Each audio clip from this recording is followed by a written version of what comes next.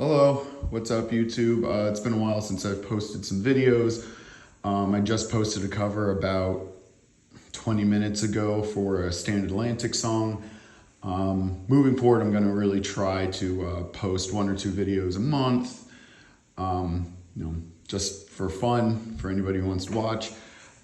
As I said in my last gear video, I am quite a gear nut. So I figured I'd make another video kind of showing everything I got in my basement. I like to just keep track and see how my gear changes as time goes on. So we'll start with guitars, amps, and then we'll go on to drums. We'll try and make the video relatively quick. Before we get into guitars, we'll start with the amps because they're right here. So I got 4 amps currently. I have an MT15, PRS MT15, which is absolutely one of my favorite amps. A 5152, I believe it's all original tubes in as well. It's a monster of an amp. And here is a JCM 2000.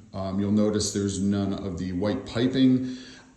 This was a limited edition JCM 2000 with the black piping that they came out with. It was, I believe, a Guitar Center exclusive. It was like the last run of the JCM 2000s before they switched and went from England to Vietnam or wherever they're made now. 2 cabs, 412, just your normal Mesa oversized 412, and a Friedman 212. That is absolutely one of my favorite cabs. If you haven't checked one out, you absolutely should. It absolutely like blows the 412 out of the water. It's really good. I also do run everything through a Mesa Powerhouse attenuator, just so I can really crank these big tube amps, get that great sound, but not blow my eardrums out. I do have 2 little backup Bugera, they're called PS1s, I believe it is, or PS1. They're good attenuators too, but the Mesa's better. For my pedal board, the bottom row is the effects loop, the top row is to the front of amp. So it goes into the slash wah, it's coming off, whoops. It's going into the slash wah, into the drop tuner, into the TU2, into the Bonsai, and then into the Fortin Zool. For the effects loop, I have an Avalanche Run, which I actually have as kind of like an always on pedal. You'll see I have the mixes down pretty low. It actually does a great job just thickening it up a little bit. Right now I have a Walrus Fathom on. That's a really nice ambient reverb. I think I like the Walrus Slow better, but that one's pretty great. And currently I do have a Boss DD3. I do have 1 or 2 other delay pedals and reverb pedals and whatnot, but we'll get to that. All right, going to guitars, we'll do Fenders first, then Gibson. I have a couple of each. So this is my newest guitar. It is a kind of a parts caster. It is a Fender Telecaster Professional 2 Miami Blue. I bought the neck and the body separate, put it together. I made it kind of like an Esquire. This is my Tom DeLonge inspired guitar. I happen to like Telecasters better than Strats. I think the bodies are just more comfortable for me. So Tom DeLonge inspired, have the one push-pull 500K pot, a Duncan hot rail, I have a Graphtec string tree, and I have hip shot open gear locking tuners. This is the guitar that I just used in the Standard Atlantic video. It is currently tuned to drop C sharp. Second Telecaster is a nearly stock. It's a Professional 2 Telecaster, Fender Telecaster American, just like the other one. The only change I did to it at all is I have a little Duncan little 59 in the bridge. Otherwise, everything else is stock. I got this from my buddy Chuck, who buys and sells guitars a lot. As soon as he showed me this pink Telecaster, I needed to buy it. It's awesome. And I tell my wife that I got this one because it reminds me of her, because it's her favorite. Pink is her favorite. Life hack, just say it reminds you of your wife, and your wife will be less mad when you buy one. True story. Last Fender we have is one that I don't know if I'm gonna end up keeping. As I said, I'm not a huge fan of Strats, but I'll show it anyway because it is currently what I have in my possession. It is a 1960s style custom shop Strat, surf green, heavy relic. The gentleman I bought it from said it was a Sweetwater exclusive. Could very well be. I bought it just because, again, I'm a huge Tom DeLonge fan. I love the Daphne Blue, the surf green. I love those finishes. I'm a big fan of relics.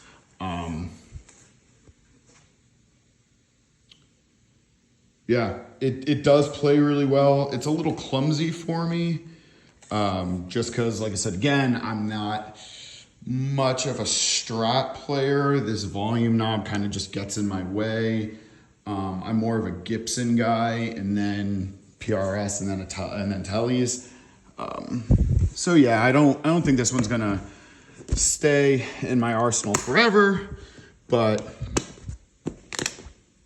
it's still it's still a pretty cool guitar, and I do still currently have it, so I figured I'd show it. Since I have quite a few Gibsons, how about I'll show you guys my only PRS I have before we get to Gibson. So this is a PRS McCarty 594. It is a quilted 10 top, and you'll see it is actually a one piece. So it's a quilted one piece 10 top. I wasn't really looking for a PRS, but when I saw this one from Sweetwater, I had to pick it up. It was like $1,000 off. They said it had like a smoky smell to it, but there's nothing. It was perfect when I got it. This one, yeah, when I saw that back of the neck, man, look at that. Whoo! This one's just in drop D, has some Elixir 1056s on. Really been into Elixirs lately. That one probably doesn't get as much playtime as it should. I think just because it sits in the case, it's just too nice to not keep it in a case. I keep most of my guitars on racks, as you see. We'll do the last one that I keep in a case. This is a 2001 Gibson Les Paul Custom. Ebony fretboard. The pickups are EMG headsets. Otherwise, it is stock. I got this one as well from my buddy Chuck. When I got it from him, somebody had an EMG 81 in the bridge, and then they had the normal 490R neck pickup.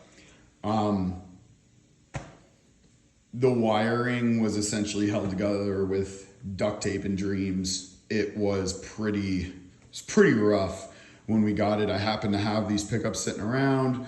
They're my favorite EMGs. So figured why not throw it in for 2001. It's really clean. You know, has a couple little dings here and there, but what do you expect for a guitar that's this old? It might be hard to see just because of my lighting, but it actually hasn't really yellowed much either. It's in pretty good shape considering. This also has some Elixirs 10256. This is also in drop D. It's a fantastic guitar. I actually need to play this one a lot more. All right. All right. Well, might as well do this one. This is, once again, a guitar that I got from my buddy Chuck. It's funny. I went out to meet him. I went to sell him some stuff, and he met another gentleman while I was talking to him that he bought some stuff from. He said, "Hey, I got this Les Paul. You want to see it? It has a really nice top." As soon as you open the case, boom, I took it. Like I said, it's a Gibson Les Paul 2021. It is a 60s neck profile. It is actually a Wildwood exclusive. I swapped the 59 inspired pickups that came from Wildwood out for some Seymour Duncan dualities. They are active, but man, are they smooth. They sound good. And I swapped the tuners to Goto locking tuners just because I had them sitting around. Super solid. This thing stays in tune. I haven't played this one maybe a week or two, and I can almost guarantee you it's in perfect tune. Again, this one has Elixir 10 to 56s. That one goes between standard and drop D. We'll keep it going with the Les Pauls. Here is probably my number one guitar. This is a 2020 Sweetwater exclusive Gibson Les Paul Standard. It's supposed to have the AAA flame top, and man, it does. It looks awesome. This is probably the best playing guitar, best sounding guitar. This thing stays in tune. Awesome. This is the guitar that I will reach for, especially if I haven't played in a couple weeks, because it just feels like home. This one's relatively stock too, for the most part. Not a big fan of burst buckers, so I swapped out the bridge pickup for a Gibson 498T, and the neck pickup is actually the 59 inspired neck pickup that I took out of the Wildwood exclusive. Go to locking tuners. Again, go to locking tuners are just my favorite tuners. They're rock solid. I like those better than the Grovers. Just in case anybody is looking, I would definitely recommend those. Two more Les Pauls. I got this is a 2016 custom shop Gibson Les Paul Custom. I got this from my buddy Eric, who also buys and sells a lot. Traded him a couple things for it, pretty much a straight up trade. I've had this one for a while. I think this is my guitar I've had second longest. The pickups are bare knuckle nail bombs. I actually bought ones that were aged because I started wearing off the gold on the bridge. When I got this, it was mint. It really is one of my go-to guitars. This actually has the Richlight fretboard, which I know a lot of people steer away from, but it's a pretty awesome guitar. It does have Grover locking tuners. They're pretty solid, but I do like the Gotos better. Again, this has some Elixir 10 to 56s. I'm sorry, 10 to 52s on. My apologies. The last Les Paul I have is actually the guitar I've had longer than any of them. It is a Gibson Les Paul Standard Double Cut, 2006. I've had this for maybe two and a half years. I actually got it from an estate sale on eBay. I think I got it for like $1,000, which now these things are more than double the price. So it was a pretty good deal for me. I did a lot to this guitar, for better or for worse anyway. Neck pickup is the original 490. Bridge pickup is a JB. I do want to swap that out for something different. We'll see.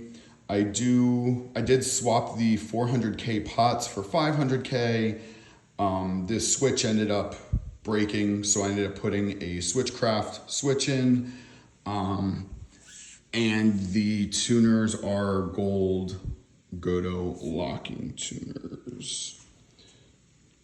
This guitar definitely doesn't get enough playtime. I actually sold it to Chuck and I got it back. I'm very thankful I got it back because it's going to be one that I think is just going to stay in my pile for a while. Last but not least, this is my 2005 Gibson SG Standard. This is all original pots, pickups, tuners.